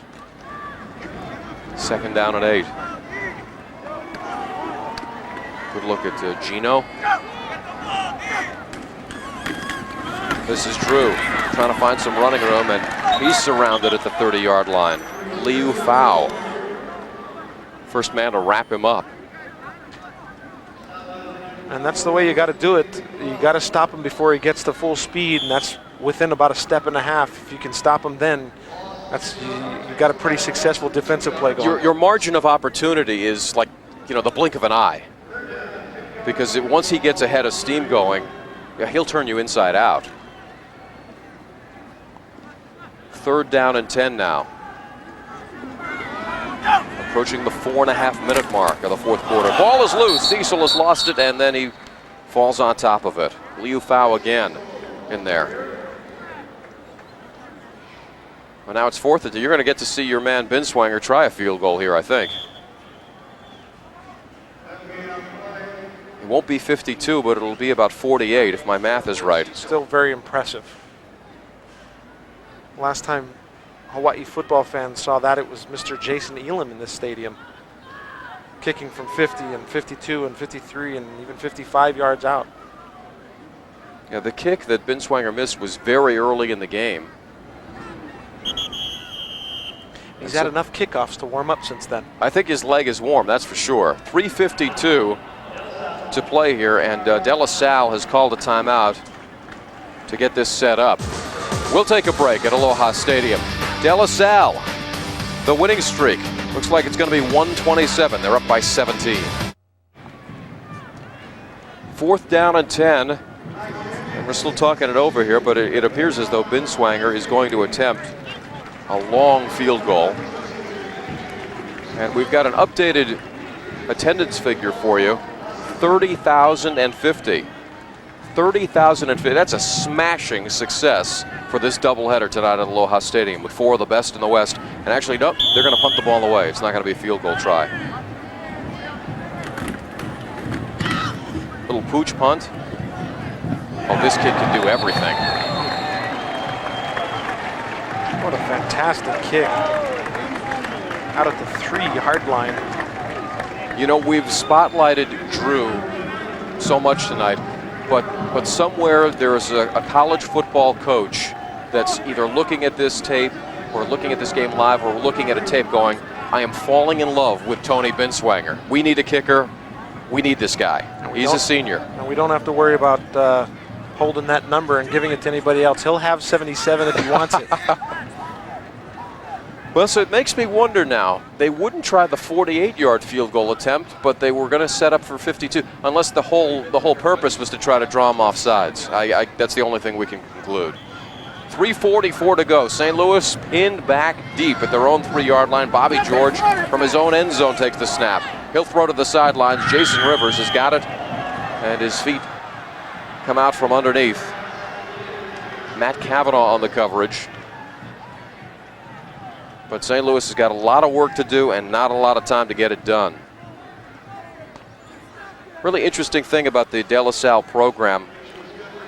So disciplined. I mean, they've got a conditioning program that's like 46 to 48 weeks a year. I mean, literally, once you get into early January, these guys are lifting, they're working out together. There's a reception.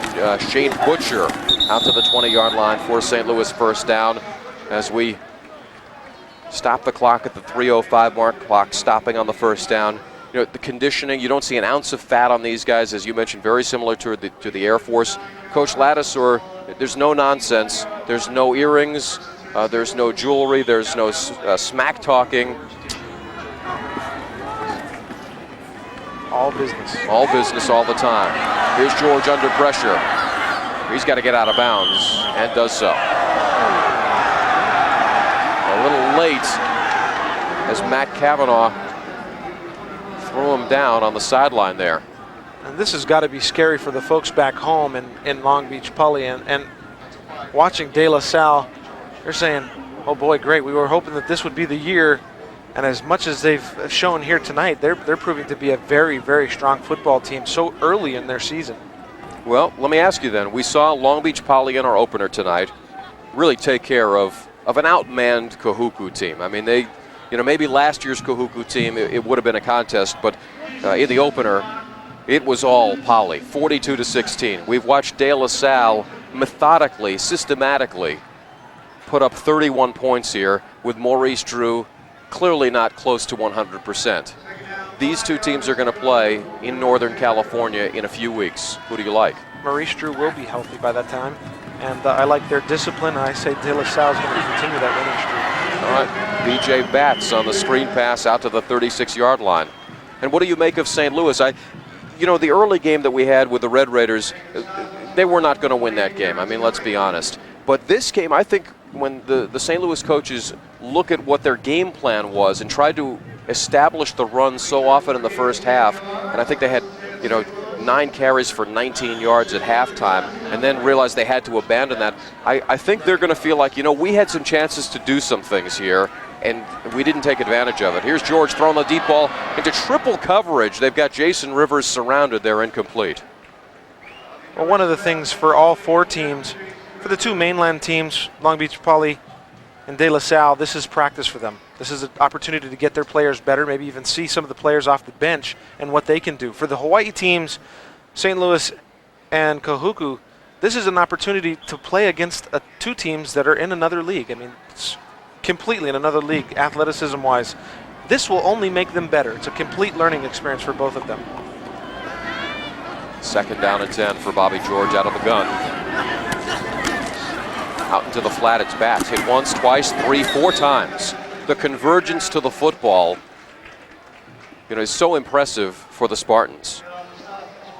It sounds like we're fawning over them, but you see, I mean, the way the textbooks have it written up. And you would never be able to say, by just looking at them, that's the #1 team in the country in high school. But then when they execute, when they do the things that they're supposed to, you almost can't question it. You know that is the #1 team in the country just by the way they look and the way they execute their plays. Swing it out to Batts again, and they're all over him. DeMonte Fitzgerald, they swarm to the football. But this has got to worry the folks back home to see how they've produced here in Hawaii. Having to travel, none of the coaches were using that as an excuse, having to travel the distance, having to endure the humid weather, the crowd. There's a whole bunch of factors into this win. The folks back home has got to worry about Long Beach Poly and De La Salle. Hey, you know what? I'm told that they also had to endure a little surveillance when they practiced the other day at the University of Hawaii. They found some guy at the top of one of the dorms with videotape equipment. They had to call security to get him down there. It appears that didn't work either, because they didn't do a very good job of scouting him, or maybe the tape was incomplete. But there wasn't a whole lot of secrets. The teams have traded tapes, they traded game film, all in good faith, and saying let's get the games as nice as possible, as best as possible. Let's do whatever we can to be hospitable. But this is football. I mean, once you get on the field, it's a whole different story. You start pounding away, and clearly De La Salle's not the same size as a Long Beach Poly, a Kahuku, or even a St. Louis, but they're so disciplined that they do everything to the T, and it's clear that Coach Ladouceur has these guys doing everything perfectly. One of the things they do that's different from a lot of high school teams, I've never heard this before, but in the days leading up to a game, in this case it was Thursday, they have a team meeting. It's usually after dinner, and the players, they kind of have a raffle almost. They pick the name of another player out of a hat, and it's almost like they form a bond. They make commitment cards to one another and say, here's what I'm going to do for you in this game. I'm going to get 4 tackles on special teams. I'm doing it for you. I'm going to do it for the other. It's not about me. It's not about, and we see a lot of that in sports now with guys who make a tackle. They're down by 30 and they get up and they pump their chest like they're Tarzan. We see that in NFL games. This is the exact opposite of that. The team concept. It's very basic. They go right to the heart, the roots of what they need to do, and they act and play like a team. 1:24 to go. St. Louis from the shotgun. They need points. They need them fast. They're throwing the deep ball. Butcher again has a step. Touchdown, St. Louis. They will not go away. 65 yards.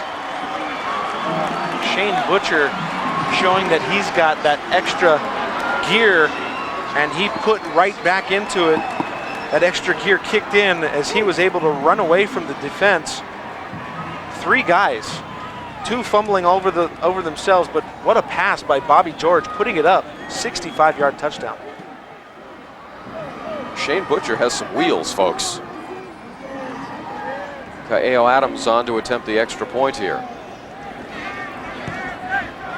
Up and good.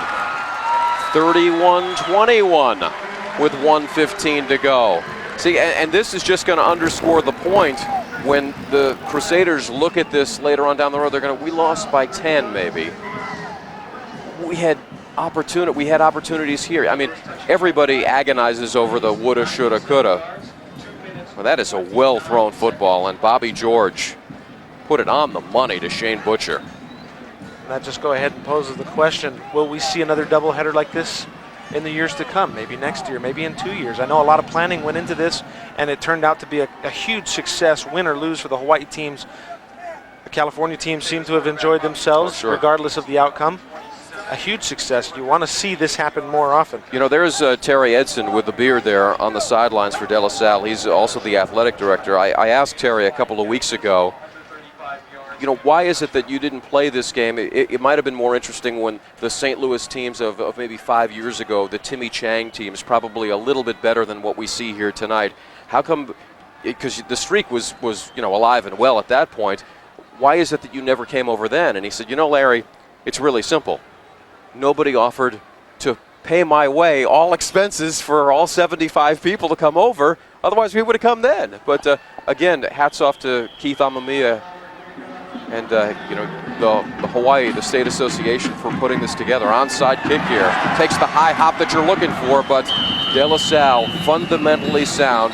They wrap it up, and it looks like Damon Jenkins was the man who came up with a squib kick. So 1:14 to go. They'll just run out the clock here and presumably come away with a 10-point victory. And this is the point of the game where you hope that there's no extracurricular activities. You see the replay here.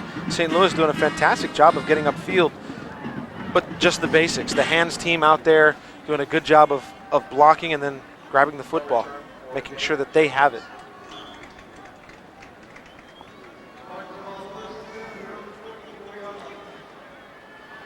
You hope here that you don't see any extracurricular activities with a minute left in the ball game. But I think both teams have respected each other enough to... And Maurice Drew, curiously, is still in the game. Dylan Moss with a stop. I mean, why would you risk it, given his ankle at this point? He's the franchise. I'd let him sit down for a little while. And they're still running the football. I don't think St. Louis would contest if they were to just take a knee. I know that St. Louis has 2 timeouts to De La Salle's 1, but this late in the ball game, down 10 points. Simple math, but they're still running the ball, and they still got Maurice Drew in the ball game. I guess they're thinking, look, you know, 10 points, stranger things have happened with a minute left. Let's just put it away for good. Let's remove all doubt. At 30 seconds now. There's Drew again. Running hard. Close to the first down. In St. Louis, I don't think they're going to stop the clock here. Tyson Alualu on the tackle. A huge success tonight for all of the teams involved. Absolutely. And for both states. Over 30,000 tickets sold. The first of its kind doubleheader. And as the final seconds tick down, the streak lives. 127 in a row for Bob Ladouceur and the Spartans of De La Salle. We'll wrap things up from Aloha Stadium. The final once again, De La Salle 31, St. Louis of Honolulu 21.